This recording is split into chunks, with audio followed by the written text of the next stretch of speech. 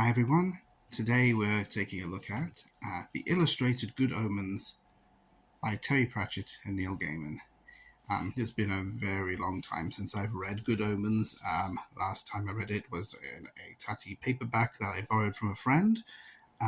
So I'm going to be rereading it again, but I'll try see what I can remember during this review. Good Omens is a very funny book written and a great collaboration between the late Terry Pratchett and Neil Gaiman. A lot of people probably know Good Omens now because of the TV series that came out that's about to enter its second season. And this illustrated edition was released to coincide with the first season of Good Omens. And we'll take a look inside in a bit. So let's see, what can I remember about Good Omens? It's a book about the end of the world.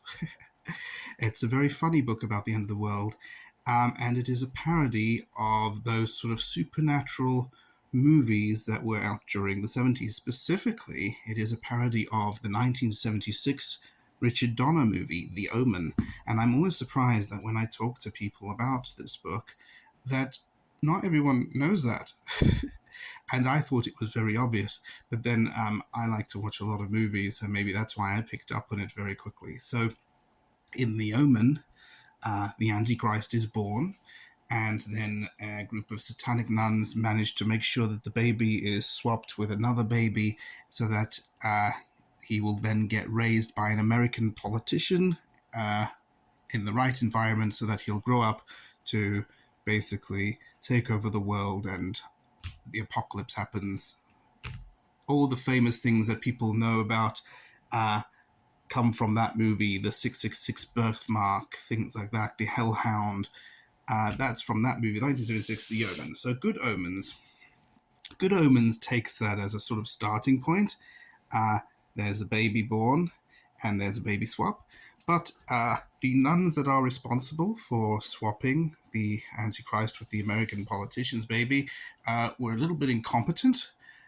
And so the wrong baby gets swapped, and the Antichrist ends up in a small English village with a loving family and some really good friends, and things turn out a little different. And that's sort of the starting point. But really, the thing that everyone remembers about this book, and of course the big thing, the advertising push of the TV series and everything like that, is there is an angel and a demon.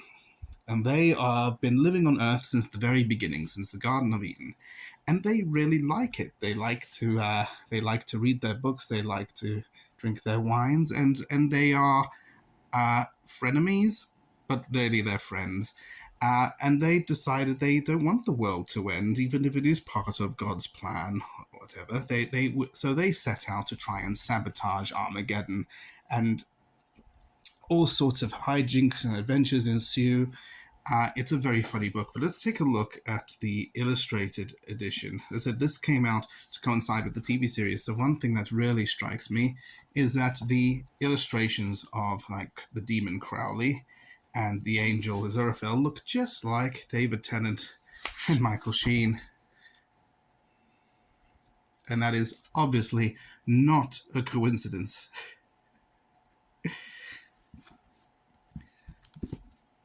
There is a special edition of this book out as well, which is much harder to get hold of, limited edition. I believe it's called the Occult Edition. It's pretty much the same book, except the Occult Edition is much bigger, comes in a fancy case and a much nicer cover, but it's got all the same illustrations as this one. Let's have a look at the cover. If you look, we got a design with angels and demons fighting a battle. There's the spine, Terry Pratchett at the top, Neil Gaiman at the bottom.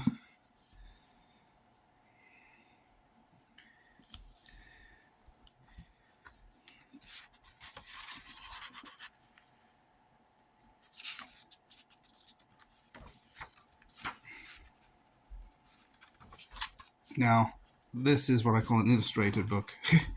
Unlike some other ones in my collection which advertise it's illustrated and have maybe 2 or 3, maybe sometimes 4 illustrations. This one is so full of illustrations. There are actually more color plates than black and white in here. And illustrated by Paul Kidby, who I believe also illustrates a lot of the Discworld novels by Terry Pratchett.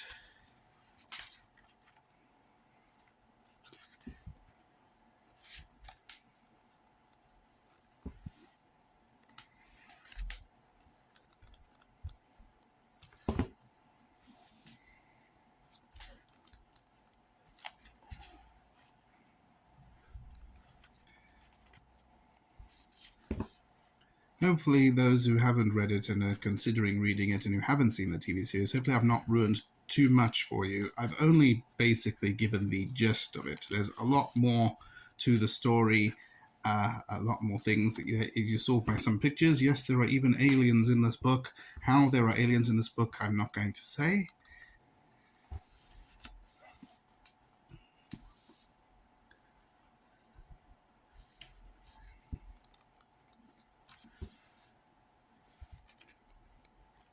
Lovely. And of course, death.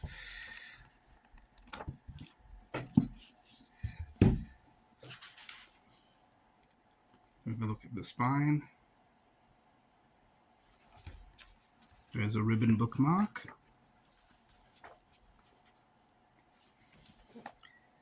It has been a very long time since I've read it. I'm going to be rereading it again soon, this time in this nice illustrated edition. Hopefully I didn't get too many things wrong. I definitely recommend reading it. It is very funny. If you've seen The Omen, it's actually funnier.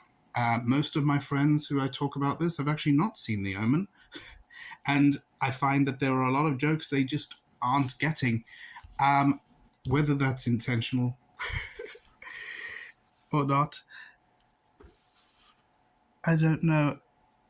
It's got a lot of the signature Pratchett humor in here and a lot of those sort of huge Neil Gaiman ideas. I couldn't tell you which bits were written by Gaiman and which by Pratchett, and apparently neither could they when Terry Pratchett was alive.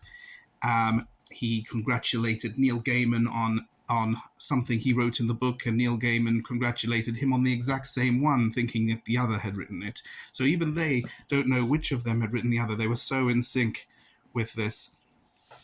Definitely recommended. Good Omens.